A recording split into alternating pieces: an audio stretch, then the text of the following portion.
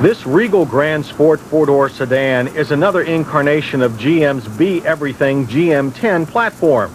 It shares its basics with the Chevrolet Lumina, among others, which makes it a bit too close to more mundane relatives to be seen as the serious luxury performance car that Buick would like it to be.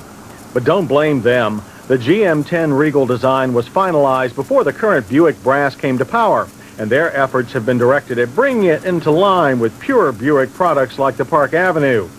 Styling touches like the vertical cheese cutter grille and smooth wraparound taillights give the Regal a classier look than its GM cousins. For 1991, the Regal's interior has undergone some upgrades. There is a revised dash, new seats, and more expensive interior trim. The dash design is quite stylish, looking like something out of one of Buick's recent show cars. But unlike most show cars, the Grand Sport features analog instrumentation. It replaces last year's terrible digital cluster, something that we're thankful for. But the gauges themselves are too small and much too spread out to easily read at a glance. For seating, the Grand Sport has comfortable buckets. There's good back support and plenty of padding. The optional power controls are very comprehensive. Leather is optional, but a tilt wheel is standard. While the gauges are small, all dash switches, such as this dual control ventilation cluster, are large and well marked. Stereo controls are also well designed, though the optional compact disc player's low dash position makes it hard to use while driving. However, this neat cup holder is perfect. Rear seat room is plentiful, even for tall passengers. The large rear cabin is one of the best features of the GM10 platform, as is the large trunk.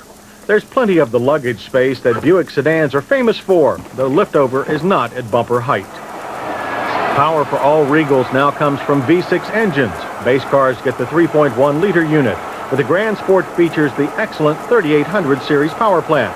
Its 3.8 liters produce 170 horsepower and a very healthy 220 pound-feet of torque. It kicks the 3,385-pound Grand Sport to 60 in 8.6 seconds. The quarter mile takes 16.5 seconds at 84 miles per hour. The 3800 makes plenty of power for this size car and delivers it through a flat, steady power band. There is some front drive torque steer, but it is easily controlled.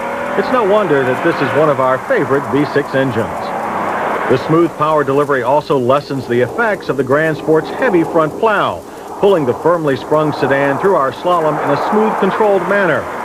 The standard Grand Touring suspension includes all-weather Eagle GT Plus 4 tires. Our drivers felt a more aggressive performance tire would have vastly reduced understeer. But the fine suspension and the firm power steering really come into their own at higher speed, delivering excellent response with smooth transitions through our emergency avoidance test. That firm suspension also tends to give the Grand Sport a rather choppy highway ride, instead of the smoothness that buyers expect from Buicks. But the interior sound level is a low 67 decibels. Fuel mileage is EPA rated at 19 city, 28 highway. We got 22 miles per gallon on our mixed test loop. The Regal Grand Sport's brakes are four-wheel disc with optional ABS that bring it down from 60 in an average distance of 119 feet. Stability is good, though the super firm pedal feel may not be to everyone's liking. But these are very strong brakes, as you would expect to get in a performance-oriented car. If you want a Grand Sport four-door, prices start at a very reasonable $16,735. Our heavily optioned test car comes to $21,517. You'll pay a lot more for an Acura Legend. The Acura has more standard features, including anti-lock, and more power than the Regal, but less rear seat room, a smaller trunk, and lower fuel economy. But the Regal Grand Sport still has plenty of standard features for its price, and that price leads our list of hits. We're also impressed with the 3800 V6 engine. Then there's the comfortable, efficient interior, ample luggage space, and strong ABS brakes. Misses are the tiny gauges, location of the compact disc player, and high trunk liftover. In our safety check, the Regal Grand Sport passes with anti-lock brakes and rear shoulder belts, but lacks airbags. To answer our own question, the Buick Regal sedan in general, and this Grand Sport in particular, is not as good as Buicks get, not yet. There are still too many rough edges and compromises that come from inheriting a corporate design theme. On the other hand, being a shared design allows the Grand Sport to be a fine, low-price stab at the growing luxury performance sedan market. Buick has every intention of elevating the Regal design to the level of its widely acclaimed Park Avenue. But until they do, the Regal is still most capable of holding its own among the competition, both inside GM and out.